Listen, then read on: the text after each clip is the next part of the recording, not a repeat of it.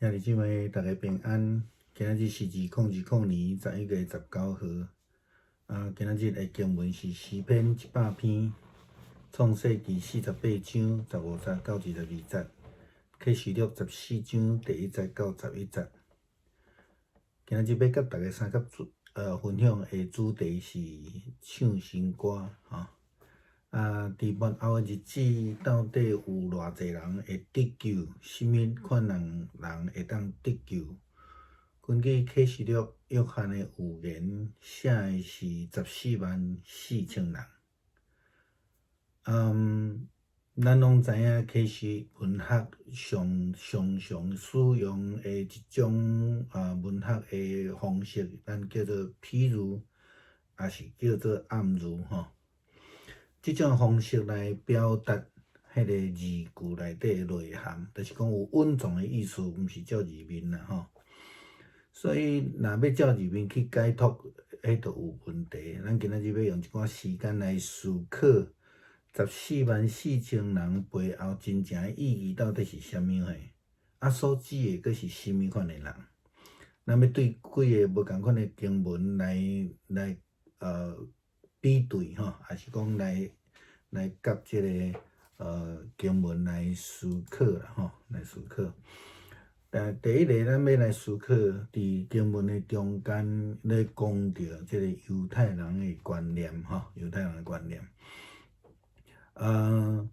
照经文的背景，或者是讲作者约翰的背景来讲，即个犹太人当然是有可能指迄个所谓的选民犹太人即个选民的概念这有可能啦，嘛是真的因为选民以色列人，但是咱敢真正要成做选民以色列人，即种犹太教化，也是讲犹太基督徒，我想这佫有一寡问题啦亲像初代教会共款，因爱即个外邦的基督徒爱承受割礼即种的想法可能伫遮会有一寡问题的产生。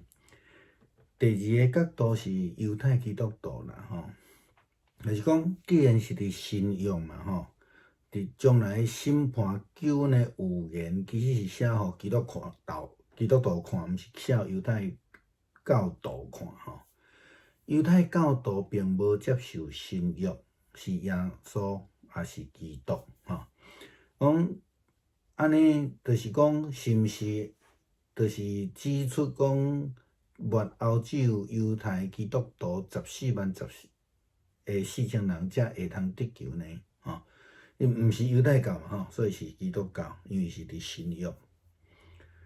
其实安尼嘛是佫有一寡问题出来啦因为伫迄个认同顶悬有问题。第三个角度有可能是咧指外邦的基督徒。新约对使徒行传15章，以及伫保罗的批信中间，初代教会一直咧面对外邦基督徒爱受割礼无的问题，一直伫遐咧讨论，其实已经有真确定的想法伫迄个所在。那外邦的基督徒甲末后的拯救，就无分吗？还是讲真正外邦的基督徒才是呢？还是讲，如果讲干那犹太人，还是讲犹太基督徒会使？那安尼，约翰是毋是有种族的歧视？这敢是真正圣经伫遮所要表达的意思吗？第四个角度是讲指以色列人啦犹太人、犹太教徒、以色列人遮个观念，咱定定安尼无介清楚啦安尼今仔日要先来将焦点放伫以色列人这个概念中间来看啦当然咱咧讲以色列人就是雅各的子孙者嘛根据保罗的概念呢，却无啥共款伊伫罗马书第9章第8节的时阵有讲到，讲这就是讲肉身所生的囝，毋是上帝的囝，独迄个应允的儿女才是好的。这当然是咧指即个以撒的囝，也是伊是玛利的囝伫应允内底，但是即个应允，互咱搁较深入来思考，毋是肉体伫阿伯拉罕所生的，才是即个互爱，毋是迄个血缘的关系，毋是血缘的后代，是伫应允内底所生的后代。旧约的应允毋是指阿伯拉罕的血缘，旧约的应允是即个救恩要临到全世界。那安尼的时阵，即个概念肯定所有称耶稣做基督、做上帝囝的人的身份，就是要得救的人，成做新的以色列人。咱搁倒转来看人数144000人咧讲啥？经文讲以色列的12个支族，以色列是选民，12个支族代表全部以色列，全部以色列用12个支族来代表全部以色列。每一个支族用12000人来算，144000人就是安尼算出来。这是咧讲一种稳重的意涵，就是讲代表所有全部的以色列人拢要得救，才会无违背上帝的人。OK， 先咱莫先讲即个字面来讲啦另外一种牧师较有法度接受认同的一种讲法，就是讲所有的人，咱若照典卷的解说，就是讲毋是伫血缘内底，是因为应允，因为相信来归称做新的以色列人的所有的全部，种12个支族12000人乘起来，这是咧代表 all people。得救的人满了，这个概念啦，这符合圣经的原则。圣经安尼讲，主所应允还未成就，有人掠做伊是耽误，其实伊毋是耽误，乃是上帝咧宽容恁，因为上帝无愿意一个人沉沦，伊愿人人拢悔改。这是伫彼得后书第3章第9节。所有归属上帝的人拢要得救，这才是上帝的心意。什么是归属上帝？伫这经文咧讲的中间咧讲到，迄个真纯洁的无有染三来这个就是讲对上帝是忠心的啦创世纪第48章的经文，咱看讲雅各甲约瑟的2个囝祝福。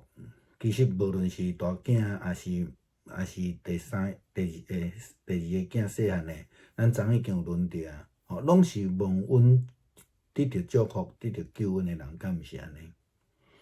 经文甲咱讲，过来末后的时，咱着要唱新歌啦伊讲，我搁看见羊羔徛伫顺山，甲伊之地的有144000人，拢有羊羔的名，伊的爸的名写伫因的头页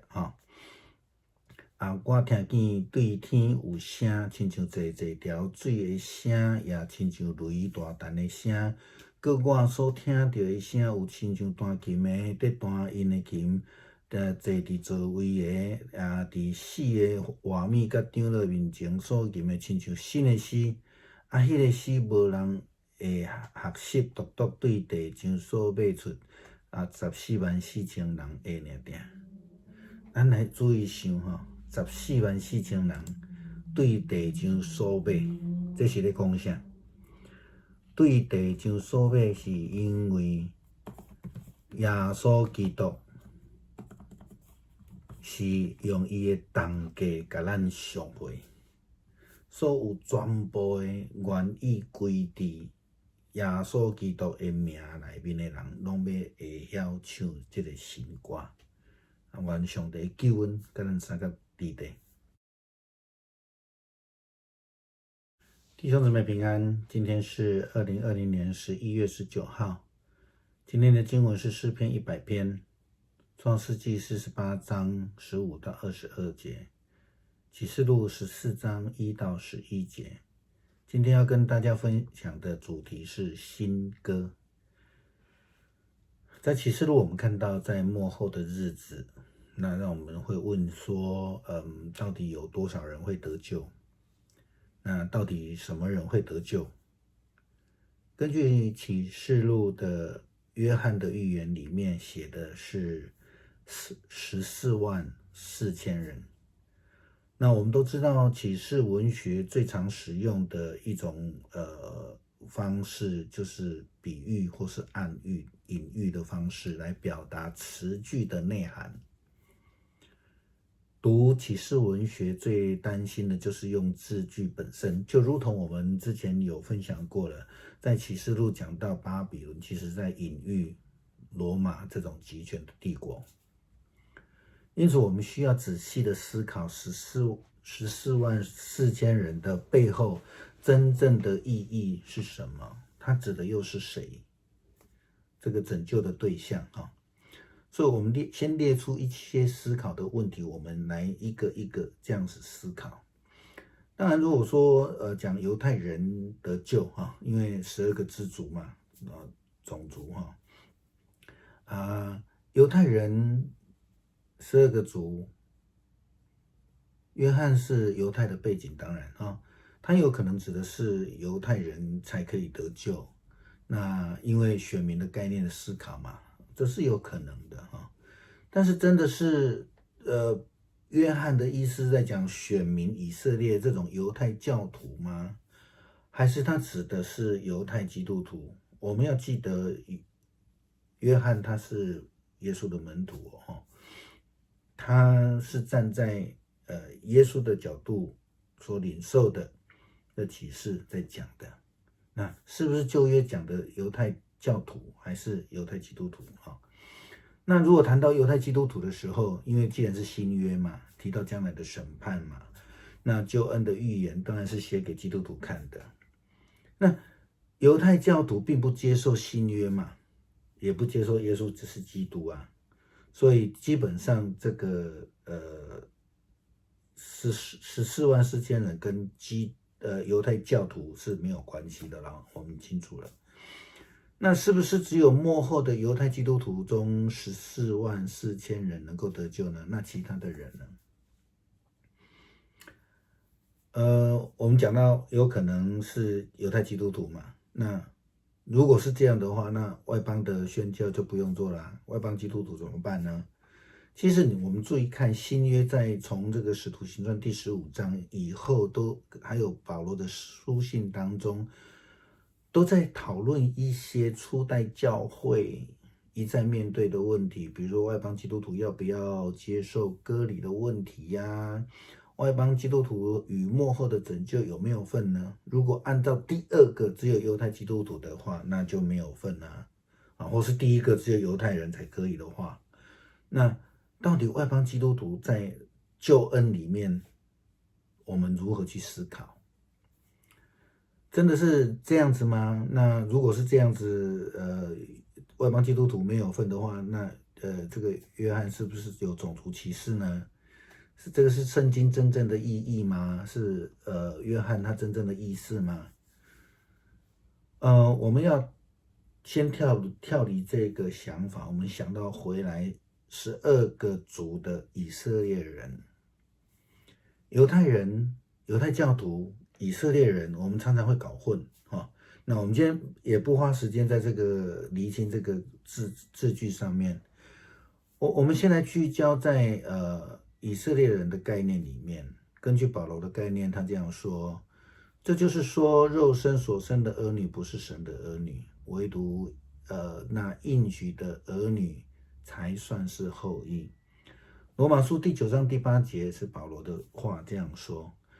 保罗解释了所谓的选民的概念，亚伯拉罕的后裔的问题，比方他是以撒生的呢，还是以实玛利生的？那以撒跟以实玛利其实都是一个代表的概念。以撒的孩子是代表应许的孩子，以实玛利是代表血缘的关系。圣经所强调的是那个应许，不是血缘的这个以色列人。所以前后的关系就是，我们就看到说，亚伯拉罕的后裔不一定是他的后裔，如果他不在应许之下的话，所以在应许之下所生的才是后裔。那谁是？这样概念肯定了所有的基督徒都是上帝之子的身份。这些人因为相信儿子，都成了新以色列人，这是应许。好，那我们回到数字，144000人，这是经文所提到的以色列的12个支族。以色列人是选民嘛，12个支族代表全部的以色列族群。OK， 每个支族12000人，则代表144000人，是代表所有的以色列人，不违背上帝的人。OK， 我们先不按照这个字面说法来论。有一派的说法，牧师比较能够认同的是说，是所有得救的人，或是说要等到得救人满了。好，144000是在讲说 all people， 要等这个满了。这符合了圣经另外一处的说法，彼得后书第3章第9节。彼得这样说：主所应许的尚未成就。有人以为他是耽搁，其实不是耽搁，乃是宽容你们，不愿有一人沉沦，乃愿人人都悔改。所有归属上帝的人都要得救，这才是上帝的心意。如同创世纪48章的经文里面所记载，雅各给约瑟的2个儿子祝福。